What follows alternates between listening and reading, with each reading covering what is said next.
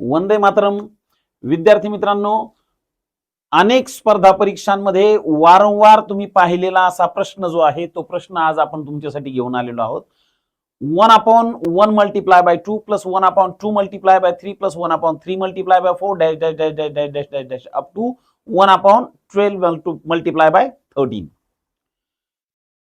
या प्रश्नाला आपण सिरीज वरचे क्वेश्चन असं म्हणतो. या ठिकाणी एक सिरीज तुम्हाला लक्षात येईल. 1 2 2 3 3 4 4 5 5 6 अशी एक सिरीज तयार झालेली असते.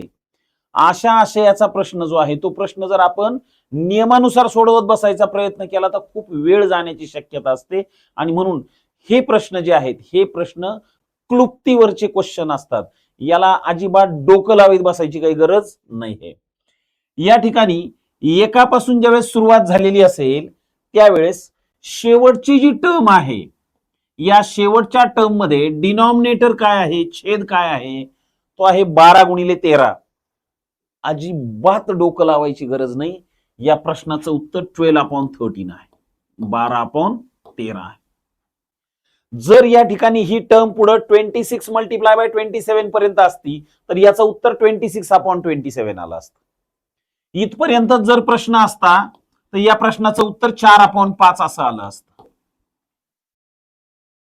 परीक्षेला अशा आशयाचे प्रश्न पुन्हा पुन्हा पुन्हा पुन्हा विचारले जातात. आता खाली दिलेला प्रश्न जो आहे या प्रश्नाचं उत्तर मला कमेंटमध्ये द्यायचं आहे.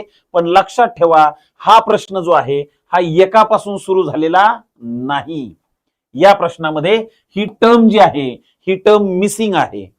मग असा प्रश्न जर असेल तर याचं उत्तर आपण कशा पद्धतीने काढणार, थोडस आपल्या मेंदूला चालना द्या आणि कमेंटमध्ये या प्रश्नाचं उत्तर सांगा. अशाच प्रकारच्या आणखी नवनवीन क्लुप्त्या वगैरे शिकण्यासाठी लाईक करा, पेजला फॉलो करा आणि प्रश्नाचं उत्तर द्या. धन्यवाद.